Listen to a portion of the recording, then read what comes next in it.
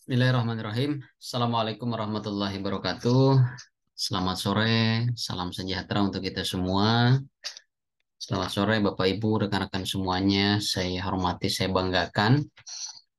Bertemu lagi kita pada mata kuliah Estetika Humanisme di pertemuan ke-15 atau pertemuan terakhir ya. Karena memang mata kuliah umum ini ya eh, apa namanya hanya 4 kali video conference ya, jadi 2 kali sebelum UTS dan 2 kali sebelum UAS. Nah, 4 kali video conference itu akan kita apa namanya gunakan untuk melakukan elaborasi materi untuk menunjang gitu ya, menunjang teman-teman di sini gitu di dalam apa namanya beraktivitas baik di lingkungan keluarga, lingkungan tempat kerja gitu kan, sampai apa namanya kita bisa mengaplikasikan gitu ya apa-apa yang kita dapatkan dari mata kuliah estetika humanisme. Baik, saya tidak akan apa namanya mengulas satu persatu materi yang sudah saya sampaikan, tetapi saya akan mengelaborasi secara keseluruhan, akan meringkas, akan membuat ringan materi. Setelah itu, nanti saya akan tunjukkan apa yang harus rekan-rekan kerjakan saat UAS di pekan depan ya. Jadi UASnya akan apa namanya dilaksanakan selama 2 minggu ya, dari tanggal 24 Juli sampai tanggal 4 Agustus ya, dan khusus di mata kuliah Estetika Humanisme pengerjaan UASnya nanti dilakukan atau dikerjakan secara individu. Artinya dikerjakan eh, oleh masing-masing individu ya, oleh masing-masing orang. Baik, Bapak Ibu, kita melihat kata kuncinya saja dulu ya untuk apa namanya menyimpulkan, meringkas, karena nanti sebetulnya apa yang diminta dalam soal UAS itu adalah karya Bapak Ibu semuanya ya untuk melakukan presentasi yang nanti direkam dan nanti diupload ke akun YouTube masing-masing. Jadi nanti UASnya adalah menyertakan link video presentasi yang sudah terupload di akun YouTube masing-masing ya. Baik, pertemuan ke-10 itu menjadi pertemuan kita di mana kita bertemu secara tatap muka ya, tatap muka di dalam Zoom. Kemudian kita bertemu lagi di pertemuan ke-15, tidak mengapa karena materinya juga sifatnya kontekstual ya, tidak tidak tekstual gitu. Artinya dekat dengan kehidupan kita, apa yang kita jalani, apa yang kita lihat, apa yang kita dengar, apa yang kita alami itu juga merupakan bentuk pembelajaran ya. Jadi mata kuliah ini sebetulnya merupakan instrumen gitu ya untuk mengingatkan kembali gitu ya berdasarkan nilai sosial, nilai agama, norma sosial dan lain sebagainya. Baik, di pertemuan ke-11 ada materi yang menjelaskan tentang leadership, ya, seni dan gaya kepemimpinan. Mungkin di sini Bapak Ibu ya atau rekan-rekan ada yang bekerja gitu ya di tempat pekerjaannya masing-masing punya pimpinan ya, baik itu seorang laki-laki atau seorang perempuan ya. Atau mungkin di sini Bapak Ibu ada yang memiliki posisi sebagai seorang leader gitu ya. Yang dimaksud dengan leader itu adalah orang yang memimpin orang lain, ya. Tidak mesti leader di dalam sebuah perusahaan yang besar, leader di dalam keluarga pun dapat dimaknai leader di dalam materi ini ya. Bapak Ibu yang sudah berkeluarga, sudah beristri, sudah memiliki anak, itu adalah sebagai seorang leader, gitu ya. Atau seseorang yang memimpin kelompoknya, memimpin divisinya masing-masing, itu adalah sebagai seorang leader, gitu ya. Bapak Ibu di sini ada yang memegang jabatan atau diamanahkan sebagai seorang kepala sekolah gitu ya, seorang kepala MA, kepala madrasah ataupun contohnya misalkan kepala mandor gitu ya, ketua kelas katakan seperti itu. Contoh yang sederhana itu adalah leader gitu ya.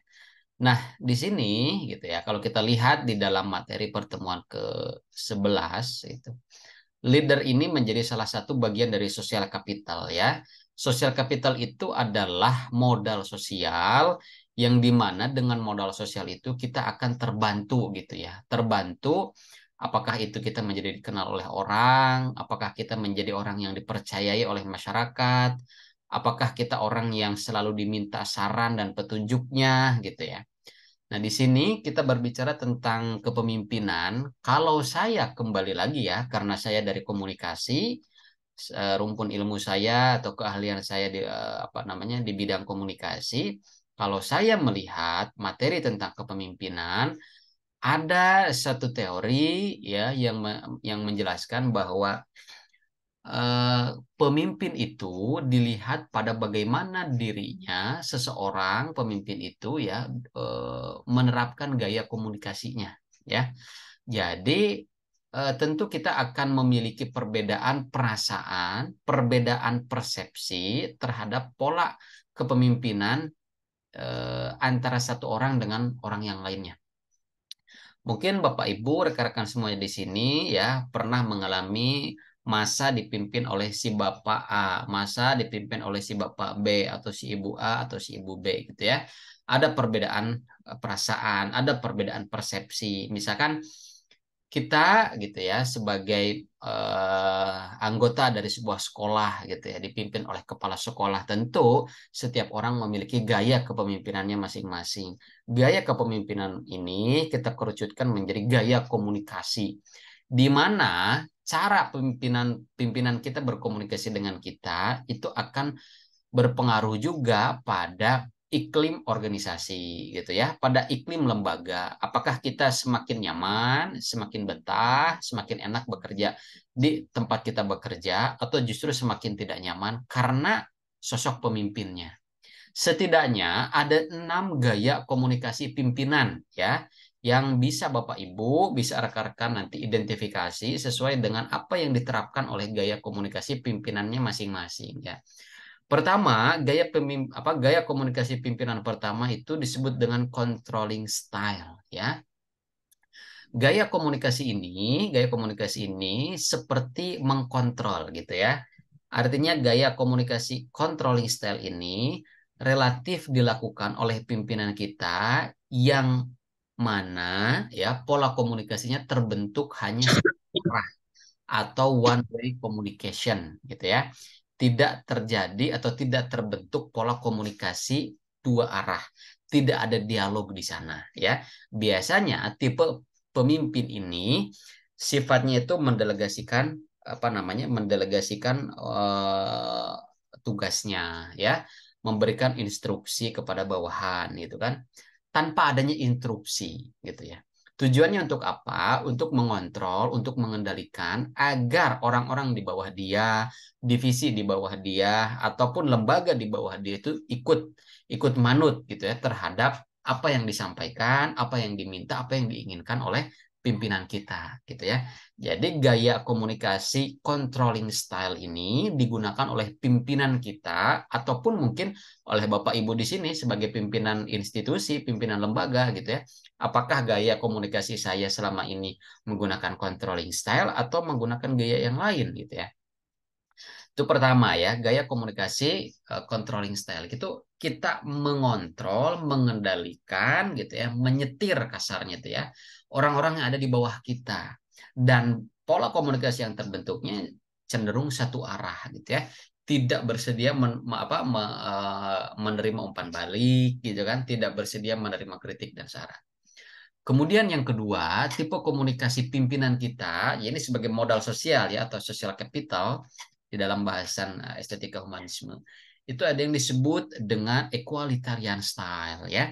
Equalitarian style ini merupakan bentuk gaya komunikasi pimpinan yang di dalamnya memperlihatkan kesetaraan antara pimpinan dengan orang lain gitu ya. Jadi pimpinan itu berkomunikasi layaknya seperti dengan siapa dirinya berkomunikasi. Tidak ada gap antara pimpinan dengan karyawan di bawahnya, gitu ya. Tidak ada gap. Berarti kalau kita bisa mengatakan seperti itu, gaya komunikasi equalitarian ini mengedepankan kesamaan antara komunikator dengan komunikan. Maka pola komunikasi yang terbentuknya adalah two-way communication, ada dialog, ada interaksi gitu ya. Dan persepsi yang ditimbulkan, persepsi yang dimunculkan adalah saya dan Anda ini sama gitu ya. Sehingga orang lain, komunikan yang kita ajak berbicara tidak sungkan, tidak takut gitu ya, tidak segan untuk memberikan pendapat, memberikan kritik dan saran gitu ya. Jadi merasa ada di dalam level yang sama gitu ya kalau di dalam gaya equalitarian style. Kemudian gaya pimpinan yang ketiga, gaya komunikasi pimpinan yang ketiga itu adalah the dynamic style gitu ya.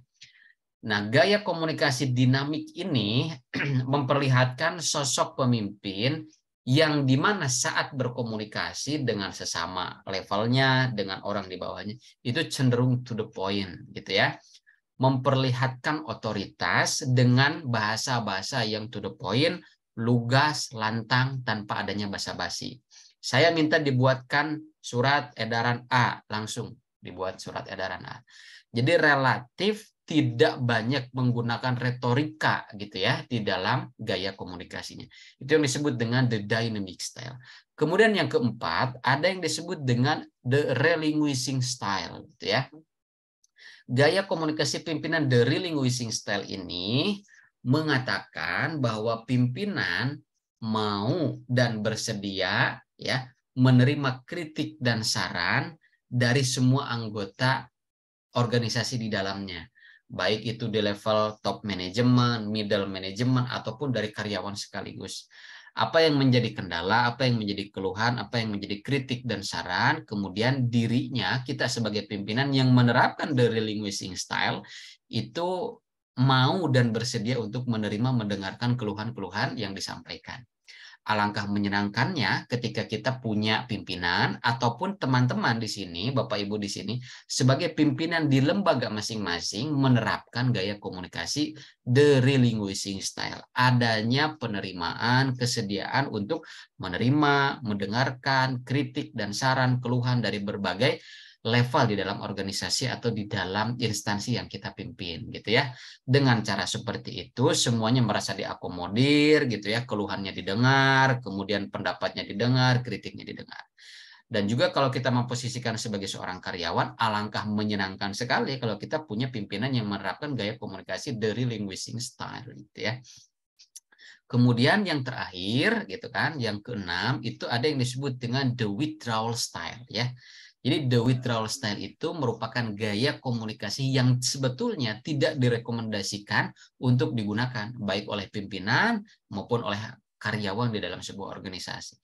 The withdrawal style ini merupakan gaya komunikasi yang menutup diri gitu ya, cenderung untuk menutup diri, inklusif gitu ya, tidak mau membuka diri, tidak mau dilibatkan dalam pekerjaan, dalam pengalih, dalam pendelegasian tugas, dalam pendelegasian wewenang gitu ya.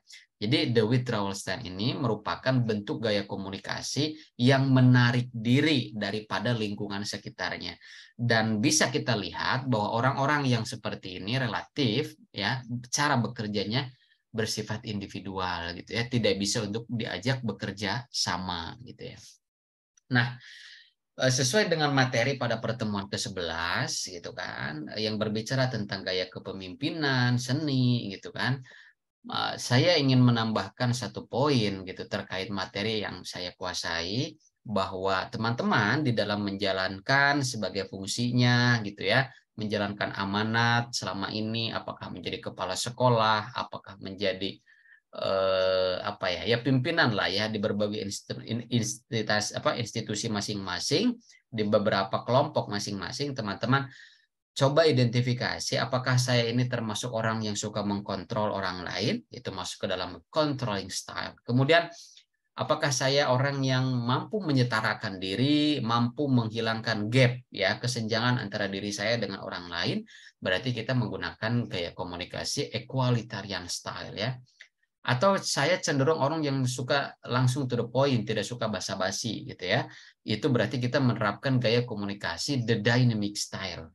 Atau mungkin yang kelima, saya orangnya terbuka gitu ya, open minded, mau dan bersedia menerima kritik dan saran, berarti saya menerapkan gaya komunikasi dari linguistic style. Dan atau mungkin saya orangnya yang selalu menghindar, daripada saat berpapasan dengan pimpinan, saat berpapasan dengan banyak orang, saya selalu menghindar. Nah, ini gaya komunikasi yang tidak direkomendasikan untuk digunakan di dalam ruang lingkup pekerjaan kita. Karena sebetulnya kalau kita mengingat lagi bahwa suatu ungkapan mengatakan ya bahwa manusia tidak bisa untuk tidak berkomunikasi gitu ya. Setiap orang dikatakan di dalam psikologi komunikasi gitu ya. Menurut Carl Gustav Jung dan Sigmund Freud bahwa setiap orang merasa memiliki kebutuhan untuk saling terhubung dengan orang lain. Pertama, untuk memenuhi akan informasi yang dia butuhkan, dan yang kedua, memenuhi akan kebutuhannya untuk diakui oleh lingkungan sekitar, gitu ya. Kalau kita menempatkan diri sebagai pimpinan, bagaimana kita diakui oleh anak buah kita, oleh bawahan kita? Tentunya melalui pendekatan-pendekatan yang humanis, gitu ya, pendekatan-pendekatan yang mampu gitu ya, mampu merangkul tanpa memukul gitu kan. Kalau kita melihat suatu culture budaya di mana tempat kita bekerja, bagaimana kita untuk bisa mengadaptasi, menyesuaikan diri dengan waktu yang relatif cepat, maka saran saya adalah memilih gaya komunikasi antara equalitarian style gitu ya dengan relinquishing style. Menyetarakan dulu antara kita dengan publik atau komunikan kita, atau kita mau menerima atau mau mendengar apa yang menjadi keluhan, apa yang disampaikan oleh orang lain. Kadangkala kita pintar dan bisa ya, pintar dan bisa untuk berbicara, tetapi belum semua orang ya, belum tentu semua orang itu pandai dan bisa mendengarkan orang lain gitu ya. Keinginannya kita didengarkan tanpa juga kita bisa mendengarkan orang lain gitu ya. Nah, itu elaborasi materi untuk pertemuan ke-11 tentang kepemimpinan, ya, leadership dan gaya kepemimpinan yang saya tambahkan dengan gaya-gaya komunikasi kepemimpinan. Baik, kemudian ada materi selanjutnya gitu ya yang berbicara tentang industri 4.0 ya, 4.0 dan society 5.0. Bapak Ibu, kalau sekarang kita sudah masuk di era society 5.0 ya, artinya manusia, artinya kita sekarang berada di era masyarakat pintar ya, di mana kita sekarang sudah tidak bisa dipisahkan dengan kehadiran teknologi gitu kan. Yang menjadi pertanyaannya, apakah teknologi itu menguasai kita, menguasai manusia, atau manusia yang menguasai teknologi gitu kan. Idealnya bahwa secanggih apapun teknologinya, tetap kita yang menjadi pemegang ya, yang menjadi penguasa atau pengendali daripada kecanggihan teknologi itu tadi. Mungkin teman-teman di sini ya sudah mengenal ada yang disebut dengan ChatGPT gitu ya. Kecanggihan-kecanggihan layaknya seperti Google gitu ya, apa yang kita cari, apa yang kita inginkan sudah bisa keluar daripada apa yang kita ketikkan melalui ChatGPT. Kecanggihan-kecanggihan teknologi itu sebetulnya menjadi tantangan tersendiri bagaimana eksistensi manusia gitu ya, eksistensi kita people gitu ya sebagai orang yang bisa mengendalikan teknologi, bukan kita yang dikendalikan. Beberapa ungkapan mengatakan ya bagaimana ya Pak ketika teknologi itu semakin berkembang, semakin mutakhir, semakin canggih gitu kan. Mungkin kita yang tergerus oleh kecanggihan teknologi. Tetapi saya mengatakan tidak seperti itu. Walaupun teknologi semakin canggih, tetapi manusia tetap gitu ya. Kecanggihan teknologi itu ada di dalam genggaman kita manusia gitu. Jadi kita sebagai kaum utopian gitu ya, orang-orang yang mau menerima dan mau mengadopsi gitu ya, mau menerima dan mau mengadopsi kecanggihan teknologi layaknya gitu ya, seyogianya harus bisa memanfaatkan kecanggihan teknologi itu dengan arif dan bijaksana gitu ya. Tentunya untuk membantu pada kegiatan kita masing-masing gitu ya. Berbeda lagi kalau kita masuk ke dalam kategori distopian, itu kelompok orang-orang yang menolak ya, yang tidak mau menerima, tidak mau mengadaptasi atas kecanggihan teknologi yang ada gitu kan. Jadi sulit gitu ya kalau kita masuk ke dalam kategori distopian. Biasanya kelompok-kelompok distopian ini ada di dalam letak geografis yang jauh dari perkotaan, seperti masyarakat adat gitu ya, atau orang-orang yang terpencil gitu, yang berada di pedalaman, ya terpencil lah ya. Artinya orang-orang itu berusaha apa namanya menjaga cara hidupnya dengan cara konvensional, dengan cara tradisional, apalagi berada di dalam ruang lingkup atau wilayah yang dijaga oleh adat gitu ya, budaya. Seperti di Baduy gitu ya. Seperti kalau di Tasik itu ada Kampung Naga dan kampung-kampung tradisional lainnya gitu ya.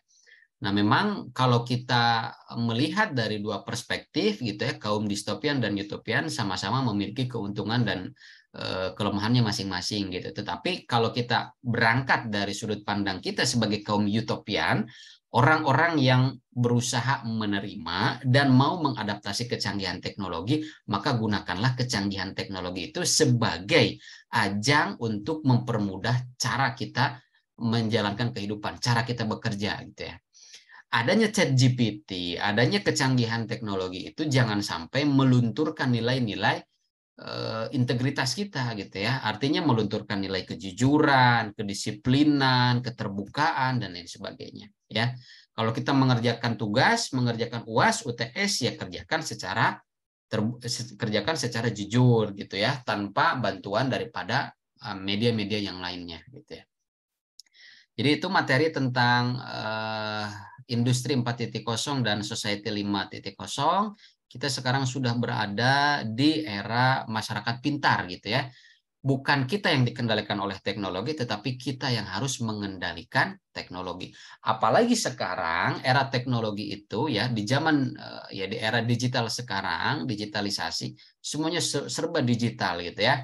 Dimulai dari dulu yang awalnya kita bayar tol itu secara cash, sekarang sudah e-money. Kemudian masuk keluar mall itu sekarang bayarnya menggunakan e-money. Apalagi yang ya sekarang semuanya serba e-money gitu ya. Hal-hal yang bersifat konvensional, tradisional itu sudah beralih gitu ya menjadi yang tersistematisasi. Artinya ada sistem-sistem yang bisa mempermudah gitu ya, menjadikan lebih praktis, dan ini merupakan hasil daripada produksi cara berpikir manusia gitu ya. Nah, satu lagi yang harus kita perhatikan di dalam menghadapi kecanggihan teknologi sekarang, bahwa mungkin gitu ya, mungkin televisi sebagai media massa sudah tidak menjadi minat yang begitu minat teman-teman yang menjadi prioritas, katakan seperti itu ya. Kadang informasi sekarang itu lebih update, lebih cepat itu kita dapatkan dari media sosial gitu ya. Dari Instagram, dari Facebook, dari TikTok sekarang tuh ya, dari YouTube dan lain sebagainya. Nah, kecanggihan teknologi dengan durasi dan akurasi informasi yang sangat tipis dari waktu kejadian dan dan proses penyampaian informasi ke dalam platform media digital itu kadangkala kita tergiur atau terlena gitu ya dengan muatan informasi bohong. Apalagi sekarang ada yang disebut dengan fenomena post-truth ya. Post-truth itu suatu praktik, suatu upaya ketika seseorang atau sekelompok orang menyampaikan informasi yang sifatnya bohong atau informasi yang sifatnya tidak kredibel, kemudian disampaikan secara berulang-ulang, artinya secara repetition, berulang, lalu kita setiap hari itu mendengarkan, menyaksikan gitu ya, dari apa yang disampaikan oleh media sosial gitu, apakah secara audio maupun audiovisual, itu lambat laun kita akan meyakini dan membenarkan atas keabsahan atau kesahihan informasi yang disampaikan tersebut. Jadi fenomena post-truth itu adalah ketika berita bohong disampaikan secara berulang-ulang, lambat laun berita itu, informasi itu akan diyakini dan akan dibenarkan oleh kita yang mendengarkannya. Nah, itu yang menjadi tantangan kita di era society 5.0 sekarang gitu ya. Kita harus menjadi masyarakat yang cerdas, mampu memilah dan memilih. Lakukan tahap uji validasi atau verifikasi sebagaimana cara berpikir ilmiah gitu ya. Lakukan tabayun, lakukan cross check dari sumber A, sumber A, B, C dan lain sebagainya, sehingga informasi yang kita sampaikan tidak bersifat palsu atau informasi hoax. Dan jangan lagi kita terjebak pada sebarkan, kirimkan informasi ini, apalagi itu melalui broadcast yang ada di dalam WhatsApp gitu ya. Oke, itu sekilas materi yang berbicara tentang era industri 4.0 dan 5.0. Tentunya kita harus dibekali dengan beberapa keterampilan, salah satunya IT literasi, kemudian literasi itu tidak berbicara tentang IT saja gitu ya. Ada literasi manusia, literasi bahasa gitu ya. Penggunaan bahasa di dalam media sosial. Sebetulnya kan media sosial ini menjadi media untuk kita bermasyarakat, tetapi di dalam ruang lingkup virtual. Nah, celakanya di dalam media sosial ini batasan-batasan nilai dan norma sosial itu agak sedikit kabur gitu ya, dibandingkan ketika kita saat bermasyarakat secara langsung gitu ya. Nah, kita juga harus meliterasi diri kita gitu ya. Ada literasi data, literasi teknologi, literasi manusia ya. Berusaha berkomunikasi secara santun, secara humanis gitu ya. Menggunakan bahasa-bahasa yang enak didengar gitu ya, dan lain sebagainya. Kemudian di sini ada materi di pertemuan terakhir gitu ya yang berbicara tentang hot and lots gitu ya. Apa yang disebut dengan hot and lots ini menjadi suatu apa namanya perhatian yang cukup menarik gitu ya materi ini. Di mana HOTS ini merupakan high order thinking skill gitu ya, kemampuan berpikir yang tinggi. Nah, bagaimana cara mendapatkan atau bagaimana kita bisa sampai pada kemampuan berpikir tinggi gitu ya. Nanti kita akan elaborasi gitu ya materi di pekan terakhir ini.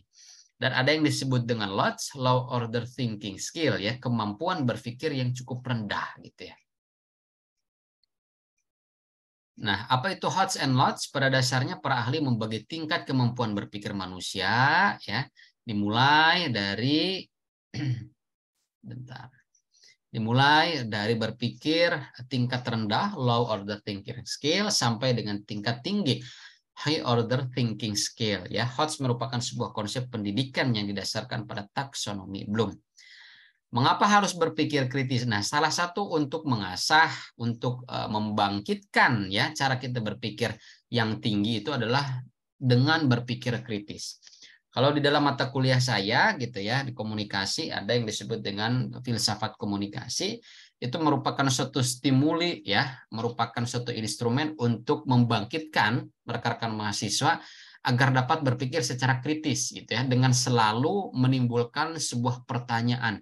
Kenapa dan bagaimana? Kenapa dan bagaimana? Kenapa dan bagaimana? Gitu ya. Jadi pertanyaan filsafat itu kenapa dan bagaimana? Kenapa itu terjadi? Lalu lantas bagaimana hal itu bisa terjadi? Gitu ya.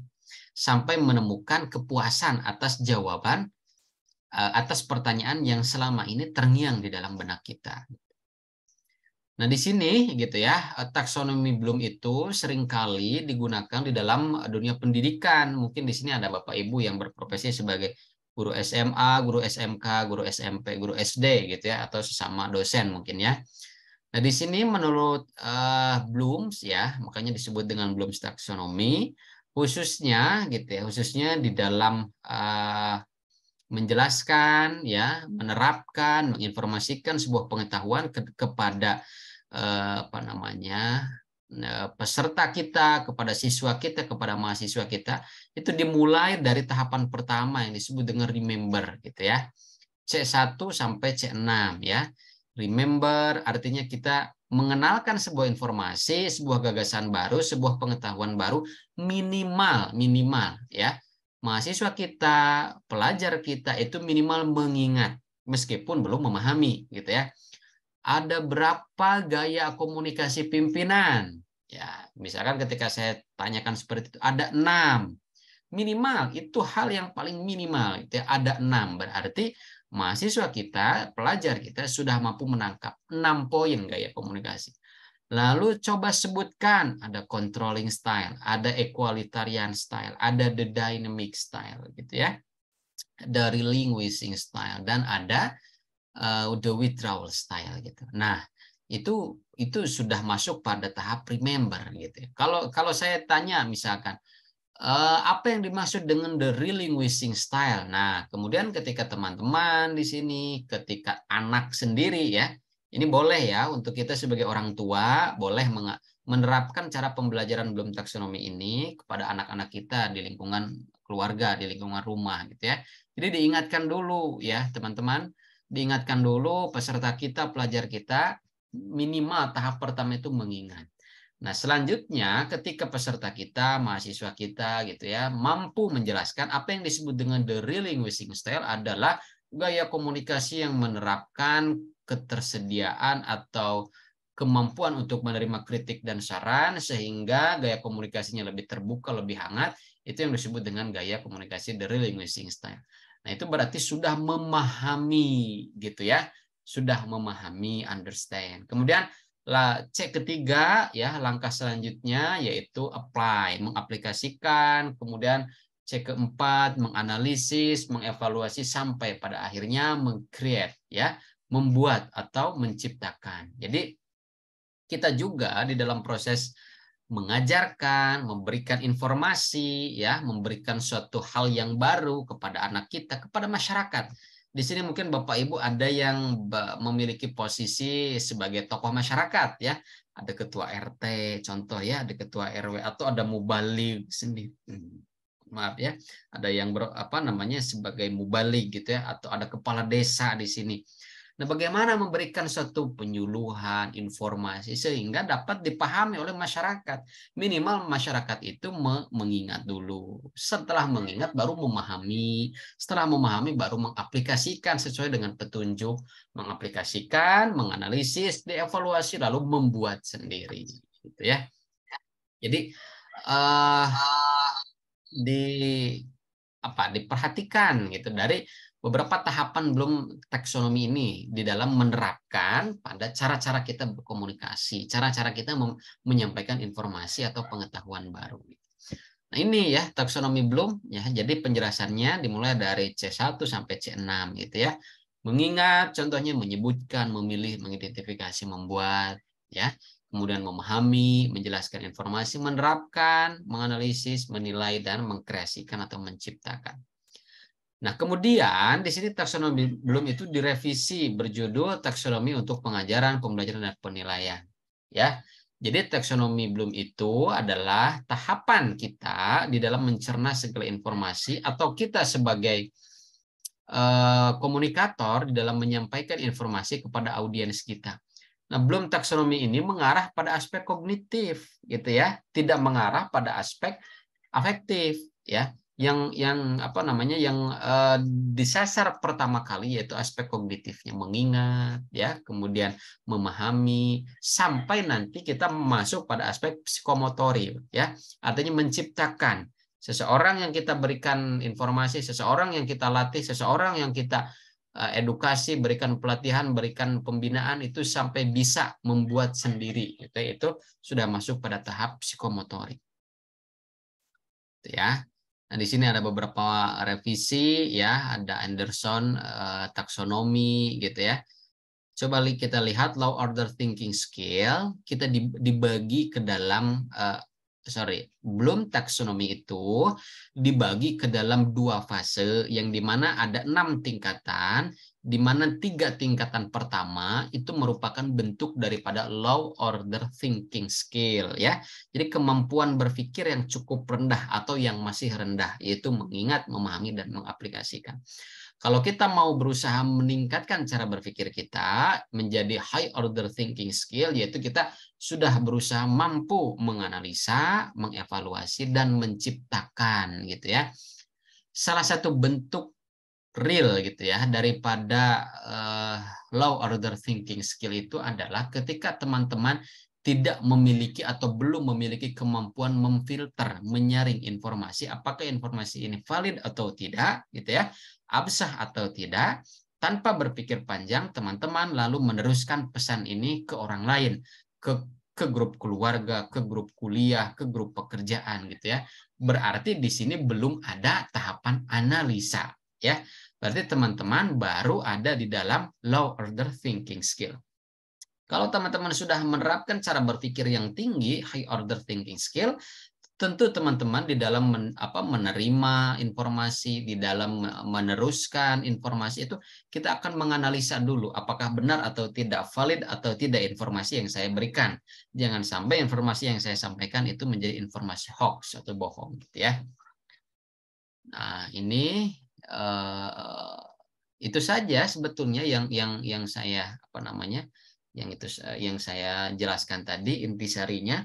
Sejatinya kita harus bisa melatih diri kita untuk bisa menerapkan cara berpikir yang tinggi, high order thinking skill, dengan terus melatih cara berpikir kita menjadi berpikir kritis gitu ya, selalu menimbulkan pertanyaan mengapa dan bagaimana gitu ya. Nah, ini bentuk-bentuk daripada high order thinking skill itu menganalisa ya, menspesifikkan aspek-aspek, yaitu menguraikan, membandingkan atau mengkomparasikan, memeriksa, mengkritisi dan menguji gitu ya. Menguji benar atau tidak informasi ini. Lalu mengevaluasi, mengambil keputusan tentang kualitas suatu informasi ya. Evaluasi, menilai, mendukung, menduga, memprediksi. Jadi ketika saya nanti berikan soal UAS ya, lalu teman-teman mengerjakan sesuai dan tidak, tentunya saya sudah menerapkan high order thinking skill ya. Menganalisanya juga sudah ada, mengevaluasinya juga sudah ada. Nah, nanti bentuk daripada soal UAS itu saya sudah menyiapkan gitu ya, teman-teman, untuk ada di level mencipta gitu ya. Mencipta suatu konten gitu ya. Mengkonstruksi, mendesain, mengkreasi, mengembangkan, tentu berawal dari dianalisa dulu, mengevaluasi sampai mencipta gitu ya, untuk UAS nantinya, dan harus dikerjakan secara individu. Nah, kalau LOTS gitu ya, low order thinking skill, itu kebalikan daripada HOTS ya. Orang-orang yang berpikir orang-orang yang berpikir fungsional, tidak mampu berpikir dalam konteks sistem. Jadi intinya LOTS itu tiga bagian tadi ya, tiga bagian awal daripada Bloom taksonomi. Sementara HOTS merupakan tiga bagian atau tiga level atas di dalam Bloom taksonomi gitu ya. Nah, itu saja mungkin elaborasi materi dari beberapa pertemuan sebagai bahan ya, sebagai bahan pengerjaan soal UAS. Lalu kita mulai saja ya, untuk efektivitas waktu saya akan menjelaskan soal UAS nanti ya. Sudah terlihat belum?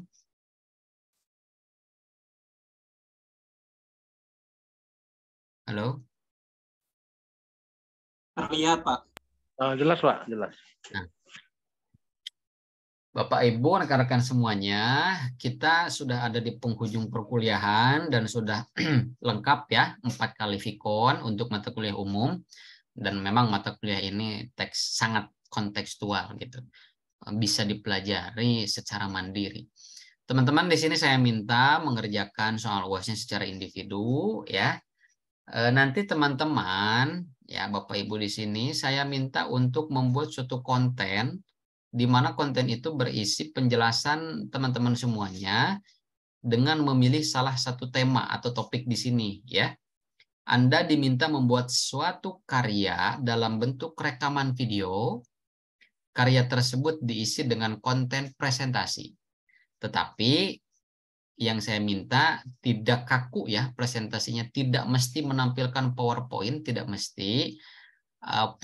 Kalaupun mau menampilkan PowerPoint boleh, tetapi sifatnya tidak tekstual, ada uraian deskripsi yang penuh, tidak. Poin-poinnya saja dibuat semenarik mungkin ya.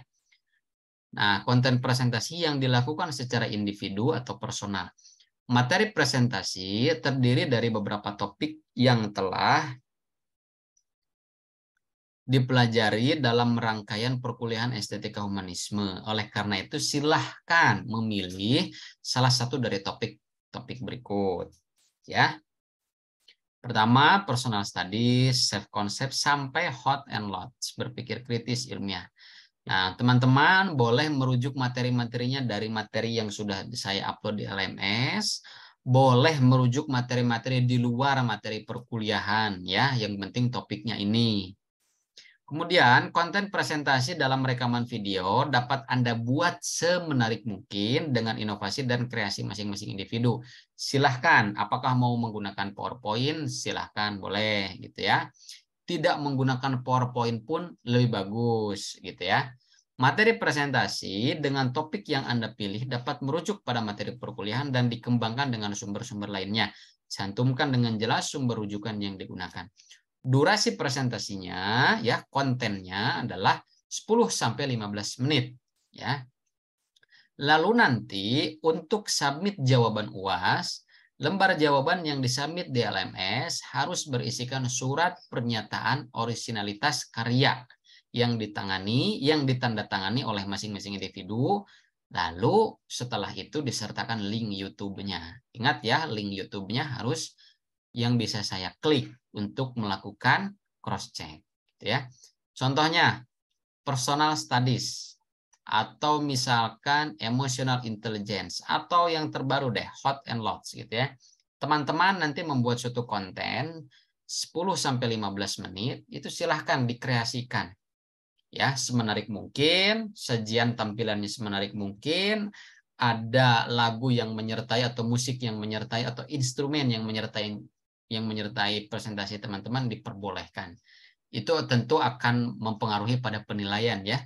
Menarik dan tidaknya, lalu artikulasinya, kejelasan penyampaiannya, materinya gitu ya. Itu tidak lebih dari 15 dan tidak kurang dari 10 menit. Kurang lebih 10-15. Cukup mudah ya untuk mengerjakan UAS-nya. Ada yang ditanyakan? Tidak ada ya nampaknya ya. Assalamualaikum Pak. Waalaikumsalam. Pak Poryaksa. Gimana Pak? Saya mau nanyakan Pak tentang soal ujian akhir semester kita ini. Ya. Ini agak kurang ngerti saya. Maksudnya presentasi gitu Pak. Misalnya kita di ruangan gitu Pak ya. Atau di ruangan. Jadi misalnya saya pilih materi personal studies misalnya gitu Pak ya. Ya. Jadi saya menjelaskan itu Pak ya. Personal studies itu apa gitu Pak ya.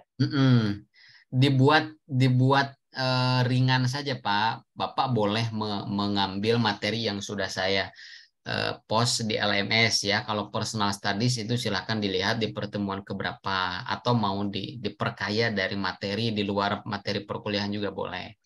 Nah, Bapak melakukan presentasi yang direkam, bebas rekamnya mau menggunakan handphone ya, mau menggunakan media apapun dalam durasi 10-15 menit gitu.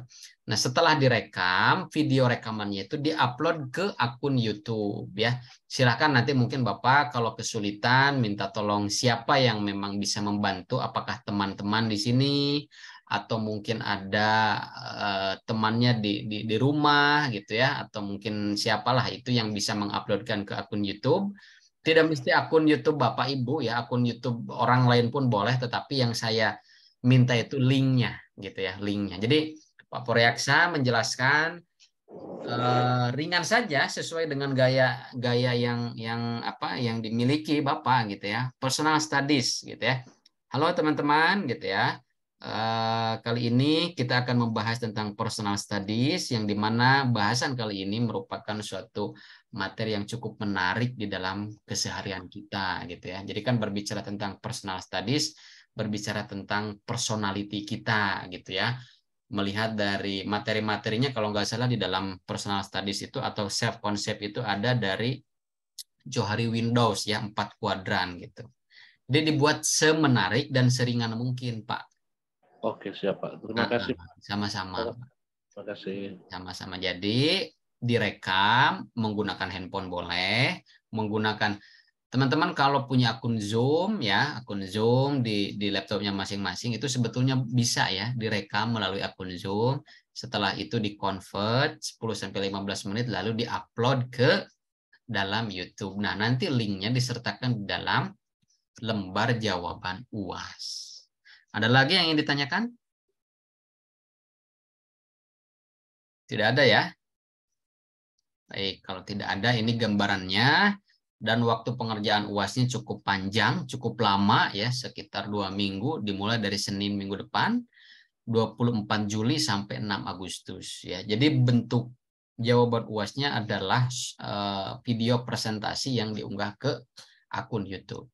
Gitu ya. Tidak ada pertanyaan lagi?